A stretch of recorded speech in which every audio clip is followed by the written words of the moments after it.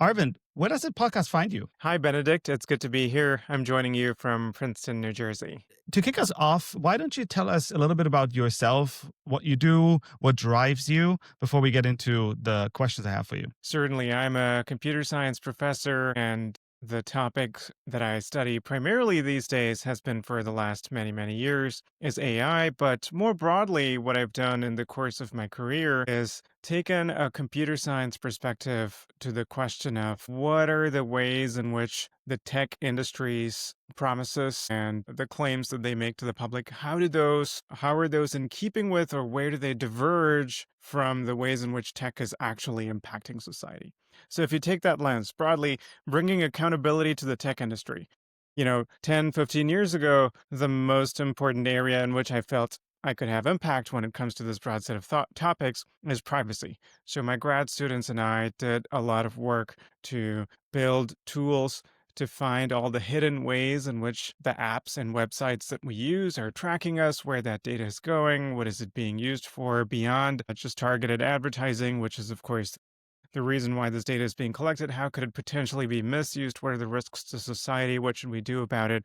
What technical defenses should we build? How should we perhaps regulate this?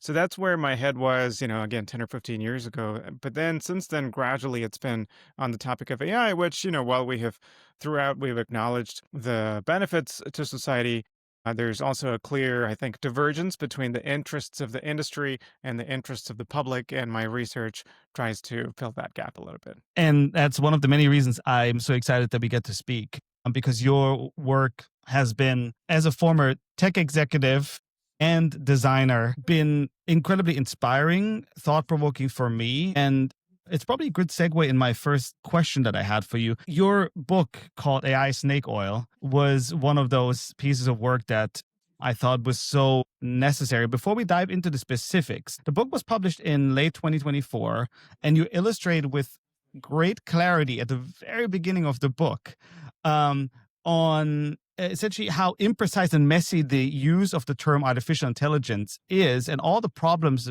that come with that. It means everything and nothing to everyone. And that creates confusion, uncertainty, and anxieties around the topic. And I think societally, but also on the business side, that's in itself a huge problem. So to give listeners a better understanding around the term, maybe let's talk briefly about the biggest myths, risks, and opportunities when it comes to AI from your perspective. Yeah, for sure. So let's tease apart the different kinds of technologies and applications that go under the umbrella term AI. And that's what the book starts by doing. On the one hand, there's generative AI, of course, which we're all familiar with. But when we look at the kind of AI that's perhaps having the biggest impact over people's lives, or at least traditionally has, that's not generative AI, it's predictive AI. And Right. predictive AI, is broadly about using AI to predict the future in order to make some decision. Sometimes that can be innocuous. You have to have analytics, whether you're a website or a store, you want to know how many customers you're going to have the following day, the following week. You have to manage inventory. There are so many applications of these predictive technologies in normal business operations. But there are much more morally dubious ways in which predictive AI is used everywhere. And that's a big part of what the book gets into.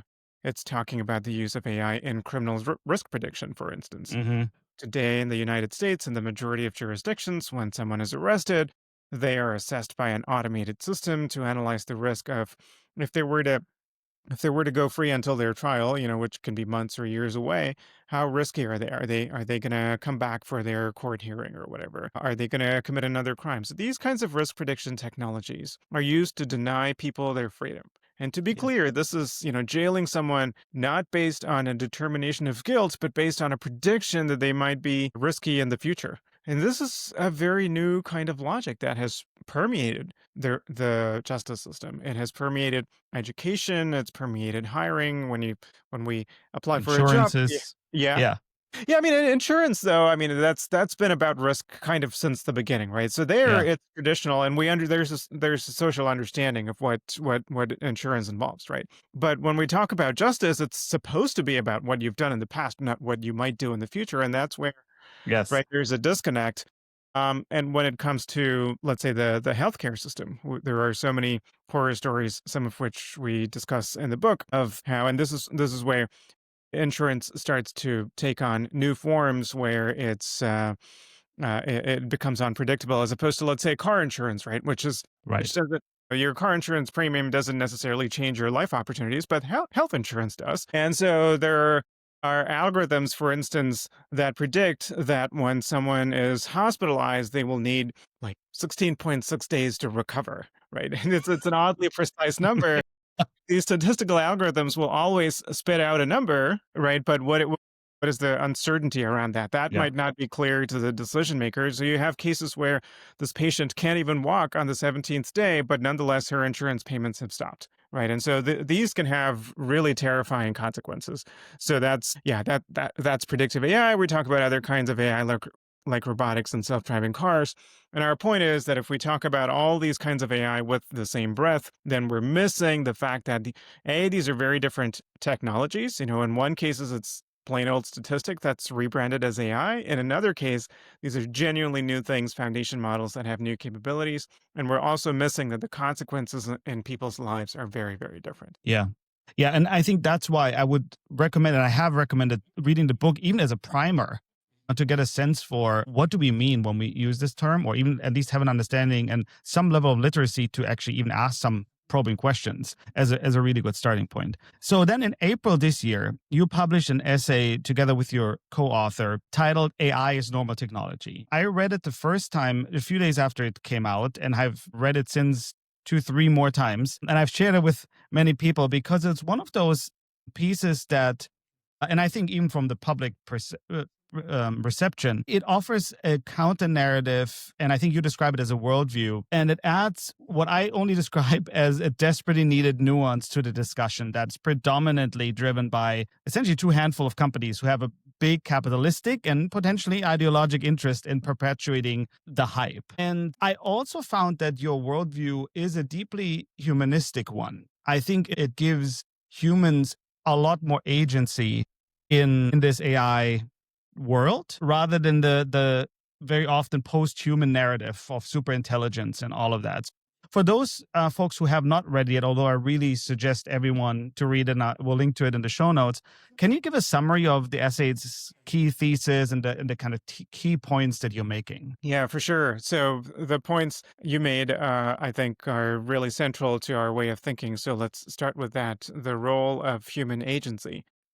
AI snake oil was about AI here and now, and what works now and what is overhyped. AI as normal technology kind of picks up, with the same co-author, Sayash Kapoor, picks up where the book left off, and is kind of a framework for thinking about the next few decades of AI. And it's not a work of AI skepticism. Literally, the second sentence of the paper is, even technologies such as the electricity and the internet, general purpose technologies of that nature, are normal in our conception. So we're not trying to be AI skeptics, but it is, as you say, a counter narrative to superintelligence that says this technology is going to undergo recursive self-improvement, and then superintelligence leave humans in the dust. And if that happens, there's no telling what might happen. It might be utopia or dystopia. So the best thing we can do is put the brakes on this technology. So what we're saying is, look, we have a lot of experience from really powerful past general purpose technologies. And what we can see from technologies, let's say, to use electricity as one example, the logic behind the development of the technology itself and the timelines on which the technology develops are different from the logic behind how that technology diffuses into society, gets adopted by businesses, governments, and others, and the timelines on which that happens. These are two very different processes. And I'll say specific things about superintelligence in a second, but just stick with the electricity example. We distinguish between four different stages: invention, innovation, early user adoption, and adaptation of businesses, societies, and so forth. So let me very briefly tell you what those four stages are about. And that four-stage framework is the central intellectual conceptual contribution of the paper for thinking about, especially AI, but really, this framework has long existed for Hmm. past technologies, and we take that and we adapt it to the case of AI and elaborate upon it. This goes back to classic work by Everett Rogers and many others more than half a century ago. So, in the case of electricity, things like electromagnetic laws, direct and alternating currents, those are the invention stage. But people don't use electricity directly, they use electrical appliances. So that's the innovation stage, sometimes called complementary innovation. You have to figure out the grid, the infrastructure, you have to figure out appliances. So that's product development. That gradually happens. People have to learn how to use this safely. And then the final and slowest stage is organizations productively adopting it. And here, there is powerful work by, I think, Paul A. David is the name of an economist that comes to mind, looking at the adoption of electricity. It Hmm. took factories many decades to figure out how to productively use this. Yeah. At first, they tried replacing their giant steam boilers with a big electric generator, but it turned out that didn't bring productivity improvements. What they had to do was rearrange the whole layout of factories because electricity is much more portable. It can be generated and moved wherever you need it. And so to rearrange factories around the logic of the assembly line. And so that's not just Hmm. rearranging factories, but it also changes the specialization of labor, the way that workers are trained, right? And so the whole relationship between the firm and the worker changes. So we talk about these are all kinds of adaptations that are going to be necessary to reap the economic benefits of AI. And these things do not happen on the same timescale that capabilities might improve from one model to another. When models improve, that has to be translated to products. And we talk about how, in the case of software engineering, people are figuring out how to do this, with software like Claude Code and Cursor and other ways to use LLMs for software engineering. And then people have to, there's a user learning curve. But then the final step, which hasn't even really started happening yet, how does the nature of software firms itself have to change? What are the deep structural changes Hmm. that need to happen to best take advantage of all of this? So that's our four-stage framework. Just a few quick words on superintelligence. Some people who have a different view will say, yes, AI today is normal technology, but what's going to happen is once recursive self improvement hits, all of these bottlenecks are going to go out the window because it's going to be incomprehensibly faster and superior to the human intellect. And so, whatever are these bottlenecks that are holding us back are not going to hold AI back. So, there's a lot we say about this. We have a whole section on Yeah. superintelligence. But the fundamental reason we're skeptical about all this is that I think these arguments misunderstand the nature of human intelligence. Yeah. Human intelligence is not static and fixed. Human intelligence in the modern economy primarily comes from our tools and our mastery over those tools. And AI is actually one of those tools. So, in our view, improvements in AI capabilities are improving what we should consider to be part of human intelligence. It's not a human versus AI comparison. So we have a lot more to say about it, but I'll stop there. And I do think that these long established patterns are going to continue, even if there are technical breakthroughs that allow AI systems to build future AI systems and allow some form of recursive self improvement. Yeah. Thank you for laying that out. And we'll dive deeper into some of these parts as I um, have some more specific questions. But it's really I like this last part that you said about really changing the lens and the perspective of this. If we use this tool, this general purpose technology, right, then this can really unlock human ingenuity to levels that we haven't seen before, and can all be in the service of how we want to live in societies and how we want to live on this planet. But it is not. We are essentially um in we live in a world that is dominated by the super intelligence and we can't do anything about it, which I think is not only hopeful, but it's also, I think, the way you ground it in the history of humankind and technology evolution.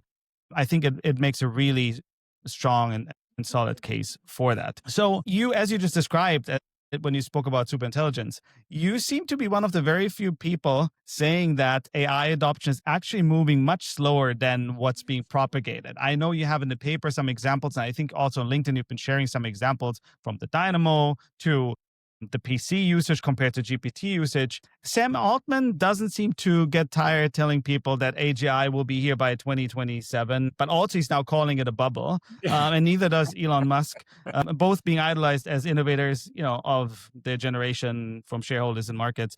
You make a really credible case and argument that's not the case, that AGI is not something we need to worry about anytime soon. And in fact, there's other parts that we should actually be thinking about, both in terms of opportunities, but also in terms of being very smart about regulations where safety is actually important. So can you speak a little bit more with me about that? Yeah, for sure. So there are many aspects to that. Let's start with one small thing, which is the predictions made by tech CEOs. How much stock do we have to put into that?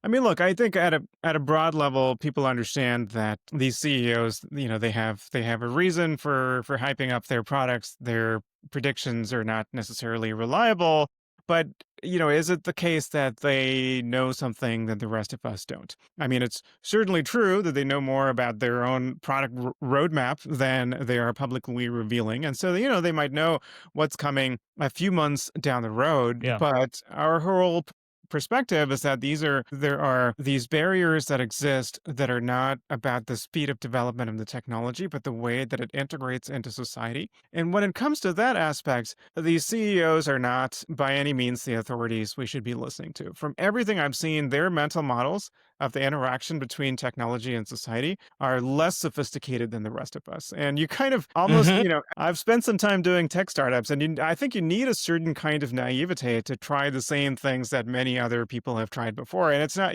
so it's not a criticism of them. It's good that people are trying these really bold things, but they're not the people to listen to when it comes to what are the diffusion barriers, as we call them, that we'll have to overcome in order to productively make use of these technologies. And specifically when it comes to AGI, I think the key reason why there's something intellectually incoherent about the way it's defined and the predictions that are made on the basis of it.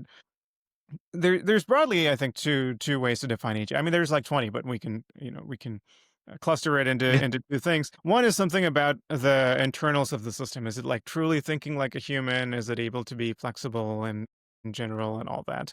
But another aspect you can focus on, and this is the aspect that the companies like to focus on a lot, is it going to automate the majority of tasks in the economy? Is it capable of doing so? And that's the definition that's actually more relevant to us because we're less interested in the cognitive science aspect of what is happening inside the AI systems. We're more interested in what are their economic effects going to be and on what timescales. So that's fine. We adopt for the most part those companies' definition. But where we differ is okay, so if the concept you're really interested in is this thing going to be able to do all those messy things in the real world that people have to do? How can you make any claims about whether AGI has been achieved or not based on some silly benchmarks, right? And a lot of our technical work has been just, relentlessly pounding on the serious limitations of these benchmarks, how they completely fail to capture what is actually hard about doing those jobs in the real world. Yeah, real world application. Yeah. Yeah, exactly. So when ChatGPT came out, there was so much hype around the fact that it can pass the bar exam, and that might be true, but a lawyer's job is not to answer bar exam questions all day. And we've addressed repeatedly how attempts to draw conclusions about real-world applicability or job displacement based on these benchmark numbers are not very illuminating. They don't really tell you what the downstream bottlenecks are. And to do that, you have to do it on a sector by sector basis. You have to do it with the involvement of those legal experts or medical experts or whoever it is in those specific sectors who know what those bottlenecks are. And so basically, the AI CEOs are not the ones I would be listening to on this front. I had a follow-up question, which kind of is a good tie-in, and then we go from there. So specifically, Silicon Valley loves to dismiss critics, and while you are not an AI critic or skeptic, I think your view of the world as you're describing it could be understood as that. So Silicon Valley doesn't love that and loves to dismiss it. But you are not just a person that's pointing out a new worldview. You are one of the world's leading experts on the topic. So when industry leaders, when you speak with them, and they tell you you don't get it. What's your response, maybe in a more broad sense? Because on the one hand, there are these benchmarks that are failing to resemble the real world. But on the other hand, there are real world negative consequences that we're already seeing at scale because of this technology that is also being dismissed often as part of the general dismissal. So talk to me a little bit about that. So we have an interesting, I would say, kind of relationship with the tech companies. They're not necessarily dismissive of us, which I have been pleasantly surprised to see. And this might be because we're computer scientists, so it's not easy for them to say, "Oh, you don't understand the technology." Well, that's clearly not true. We understand the technology. We teach the technology. We build AI for a lot of things, and we also have lots of empirical efforts aimed at improving the state of benchmarking. And I think the companies realize that that's also in their own interests. I think the poor state of benchmarks today, while it might enable some amount of AI hype, ultimately it's in nobody's interest. And so some of the tech companies go so far as to give us API credits in order to test their models with our improved benchmarking and evaluation systems. So I think all of that is nice.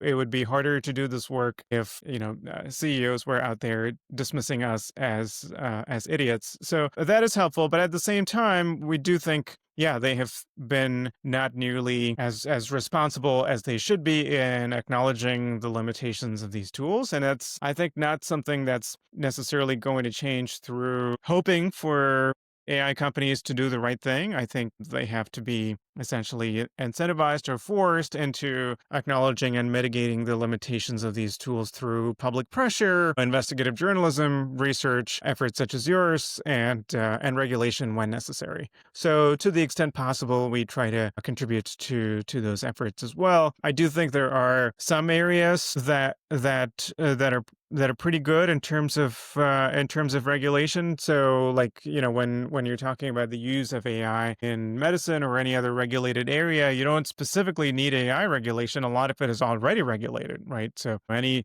medical device, for instance, has to be approved by the FDA. And so gradually the FDA has built up expertise in testing AI systems as part of their medical devices. And so there's a healthy relationship, I think, between tech and medical applications. But in some other areas, we're seeing that there is clearly a crisis. These AI chatbots that people are starting to rely on as companions or asking for mental health advice. So that's an area where existing regulatory frameworks are not sufficient, and so there's an urgent need for action. Yeah, that's a really good point, which I wanted to get to, and I know you're also pointing out very clearly in the essay, together with these other parts around regulation, and how as societies we gotta hold these things in check. Before we get there, because you mentioned responsibility, one thing that you write in the essay, which is a quote that I highlighted in the first reading, you write, the normal technology frame is about the relationship between technology and society. As a designer, this reminded me very strongly of the way the Laszlo Moholy-Nagy, the founder of the new Bauhaus, articulated their mission as they started in the 1930s in Chicago, where they said, we accept the challenge of technical progress with its recognition of social responsibility. So that is, I don't want to say word for word, but it's very aligned. So I couldn't read the essay without seeing design's role implied throughout your framework, as you walked earlier through the stages, because underlying all of that is the understanding of the technology and what it can do and what it cannot do. And it is the understanding of human needs and then bringing those things together in a way that, design translates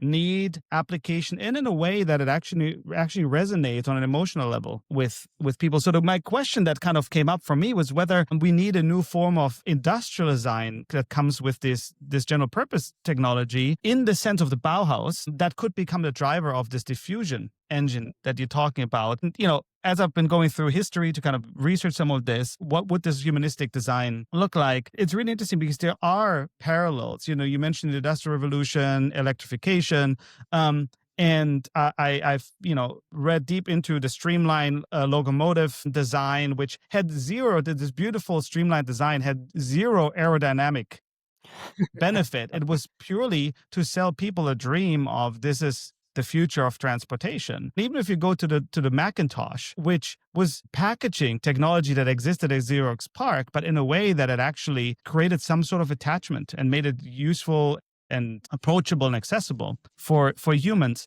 So does that make sense in the context of what you're seeing? And is that part of the way we need to rethink the workplace and these companies, how we're dealing with this new technology? Yeah, that's a great point. And I think we've already repeatedly seen with AI that the extent to which people will take advantage of this technology and the way in which they will take advantage of the technology and the extent to which they will be able to understand and avoid the pitfalls, all of those are deeply affected, not necessarily only by the capabilities themselves, but to an at least equal degree, perhaps to a greater degree, by design elements. And there are so many aspects of this. Yes, creating attachment in some sense is important, but with AI, perhaps especially, there's the new risk of what does it mean to create too much attachment? We've seen controversies recently with these bots having kind of sycophantic behavior, Yes. flattering users, creating emotional dependency, and users coming to over rely on those things. We've seen even simple things like, will the user see this as a tool? Will they see it as a coworker? Will they see it as, an intern or another kind of person? All of that is strongly affected by the design elements of these tools. And in particular, I think the user interface of these AI tools themselves are the best way to communicate to users the limitations of these tools. And that's one area where companies, I think, can do a lot better. And again, I think right now they're not doing a great job. So I'm going to give you one example of something that's been on my mind based on a controversy that is just very recent as we're recording this in late August. And this relates to Google's upcoming Pixel 10 phones. And they have a very interesting feature where you can dramatically zoom into an image, but then AI kind of fills in the details. Generative AI, I guess, Hmm. sort of, these are upscaling models, and they work by to put it metaphorically by imagining what might have been Yes. in that little part of the image. I mean, it's a cool feature. I can imagine it certainly has a lot of entertainment value. It might also be useful to make certain images much more aesthetically pleasing, but you can also very easily imagine the risks and downsides of this because AI is making up details in images. And, people are probably going to be using this to zoom into, let's say, people's faces, and then it's completing that based on what is most statistically probable, and so it might put in an image of a celebrity there, or it might generate a person there based on what is statistically most likely based on racial cultural stereotypes. These are all things that might happen, and I think companies are missing an opportunity to use these user interfaces to educate people about what can go wrong. And when I've seen screenshots of the phones are not out yet, but when I see screenshots of how the feature looks, there is none of that opportunity to educate the user being taken advantage of. And perhaps most depressingly, Google, after informing users that this feature is best used for things like landscapes, nature stuff where, yeah, it makes it prettier. The details are maybe not that Right. important. What they actually demoed it on is to zoom in on a car that was like 2 pixels in the original image. And then the zoomed in image has this very beautiful looking specific make and model of a car, which, as far as anyone knows, were details that were made up by AI. So clearly the PR people here, or whichever, division within Google is coming up with that example to advertise the feature, is doing it in a very irresponsible way, which I'm not sure the engineers would support based on what they have said about what you want to use the feature for. So these kinds of things, right? There's a long way to go in getting the design right to really communicate to users what are appropriate and inappropriate ways to use these tools.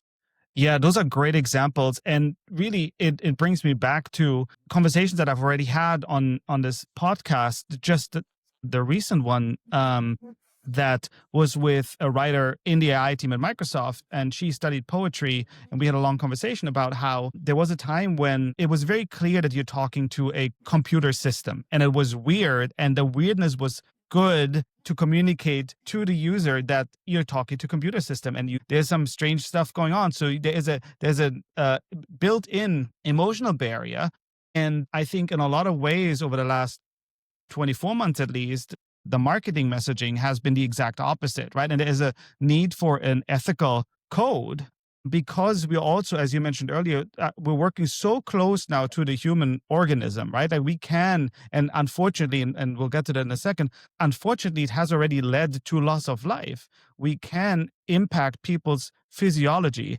biochemical reactions in the body with these systems.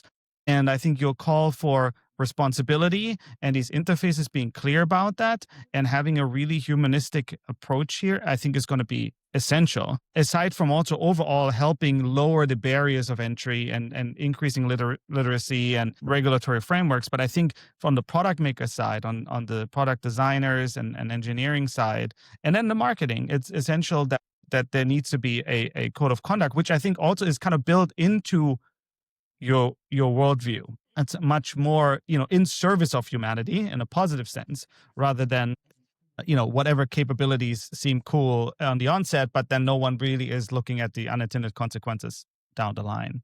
Yeah. Yeah. Which Thank is you. probably a good segue into the next question. So, we are in this massive hype cycle. And there's no arguing really over that. But we talked about responsibility, and I can't help but look back at the mass adoption of social media. We got billions of people connected, and we made them even more connected with social media and social media algorithms. And we didn't call them AI back then, but there was a very similar kind of, let's call it optimism about democratizing information, connecting people. And that didn't work out so great because we are very clear on social media's impact on teen mental health, character AI and meta AI bots leading to tragic loss of life, as I said before. So those are real negative consequences. And you talk in the paper about governance. And you mentioned now before too, several times, regulation, responsibility. What makes you think we'll get AI governance right or more right than we did with prior, at least IT related general purpose technologies? But you can also go general purpose technology as a whole. Yeah, I mean, I'm certainly not confident of that. And especially when it comes to policy making, I think it's really hard to be confident that we'll get anything right. There are so many reasons why things can go wrong. I do think there are some reasons for cautious optimism. I think in many cases, when it comes to AI, like I was saying earlier, many of the risks don't necessarily require new regulation. They require appropriate enforcement of long existing regulations, right? Regulations that long predate AI when it comes to those specific domains: financial, medical, legal, etc. Yeah. And that's an easier challenge in many ways than with social media, where this whole attention economy, this was a new set of questions that regulators weren't used to thinking about. We do, of course, have that same set of questions with AI as well when it comes to attention. And yes, these are things we very much need to be concerned about. And just to clarify, when we say AI is normal technology, the point is not nothing to see here, move along. General purpose technologies in the past have over and over had unpredictable social effects. That Yeah. is something that it means to be a normal technology. Like with cars, for instance, my colleague Zainab Tufekci likes to point out that one of the things people were worried about were things like accidents. They were regarding them as faster horses, essentially. That was a risk, but things like restructuring our whole geography, right? And the rise of suburbanization, these were not things people were thinking about, could have thought about in the early days of automobiles. So similarly, the ways in which AI will deeply restructure our society, those are things that I'm not claiming I have any way to anticipate sitting here right now, and I don't know that anyone does. And so it's not a matter of saying we know what the risks are and we have a way to get it right. That's not at all the approach. Instead, when it comes to policymaking, what we can offer, I think, is some cautious optimism based on the fact that with social media, there seems to be a recognition among U.S. policymakers that they got it wrong, and there's at least a desire not to repeat the mistakes of the previous generation of technology. And that is something I think we can take advantage of. We, as in civil society, everybody who's interested in a healthier relationship between technology and society. I think with social media, it took until this technology was very, very entrenched in our lives and kids' lives, that the research even got really got going with AI, at least, there is a recognition because ChatGPT was such a surprise to so many people. It does seem to have kicked into high gear a lot of research on trying to understand how people are using it. So there are some reasons to be somewhat optimistic compared to social media, but it is going to take a lot of work. Nothing can be taken for granted. Yeah, and I think I share your cautious optimism because we do seem, in fact, to learn some lessons from some of those mistakes. And the other thing that I thought was really interesting, in this context, is just there is the do no harm on the individual level, right? Asking ourselves continuously, is this something that can really lead to immediate and very quick? I think that's the thing. The cycles seem very quick in terms of seeing some of those really grave consequences. The other part is interesting. Kissinger and Schmidt, and in the latest book Genesis, they talk about how we need to figure out how to handle these technologies that are so powerful and keep societies intact and bring them into the future intact. And that intact is it stuck with me because it's such a powerful thing. It's such a powerful word because there's so much packed into it. And I think what you're saying is we don't even know exactly what that entails, but we need to do a lot more research. And I see a lot of the responsibility also on the makers of the technology, not just the rest of society, to see what that might look like. Yeah, definitely. I mean, I don't know if intact is going to be something we're going to be able to achieve. Again, when we look at past general purpose technologies, I mean, we survived, but we didn't survive intact. We survived in a very different form as a society. We're stronger in many ways, but actually weaker in some ways. And I think Yeah. that might happen with AI, and we can try to mitigate those negative effects. But I think there will be negative effects, and I don't think there's any way to sugarcoat that. Yeah. So switching gears, you talked at the beginning about how when we're looking at general purpose technology, not only is the direct application of the capabilities important, but often it requires to rework pretty much everything around it. Structures of companies, how companies are being led, how organizations are being led, skill sets, and so on and so forth. And what I loved about both the book and the essays that you apply the critical thinking, but also this moral humanistic worldview, in everything that you write. So in the context of that, what do you think are some of the key changes that need to be made by leaders around the way they lead themselves, and then how the organizations might function? Because I remember, and I took a quote of the book out of the book here, where you write broken AI is appealing to broken institutions. I also kind of thought that a little bit further, where you can only apply AI to the extent in which you allow your organization to change. So talk to me a little bit about, what are those leadership skills? How do leaders need to look at AI beyond just bolting on the next chat interface to whatever exists already? Yeah, definitely. So we can make a distinction between uses of, especially generative AI, but any kind of AI to replace workers versus augment their skills, right? I mean, it seems clear that there is such a distinction. I think a lot of leaders tend to be very focused on the former Hmm. for obvious reasons, Yeah. cost cutting being one of them. But I think even from a purely profit and revenue focused perspective, it's not clear that that's the best approach. Generative AI in particular has many serious limitations as an automation technology because it's unreliable, because it has some failure rate as opposed to a much higher failure rate than traditional digital automation, which tends to do the same thing every time. You're not necessarily realizing that much of a cost saving through automation because you still need layers of human oversight for when things go wrong, and they will. And many companies have found this out to their regret. A simple example is replacing customer service representatives with chatbots. I mean, many people, including me, thought this was the first thing that was going to happen. I mean, chatbot, it's right there in the name, but pretty soon we started hearing many comical stories. Like there was that one with Air Canada where the chatbot made up a policy that didn't exist, and the case went all the way to the Canadian Supreme Court, which forced the company to abide by this fake policy that its chatbot made up. Right, so there are many financial consequences of rushing headlong into automation, but this role of augmenting human workers, I think that has a much greater potential. In many ways, the capabilities of generative AI tools and humans are complementary.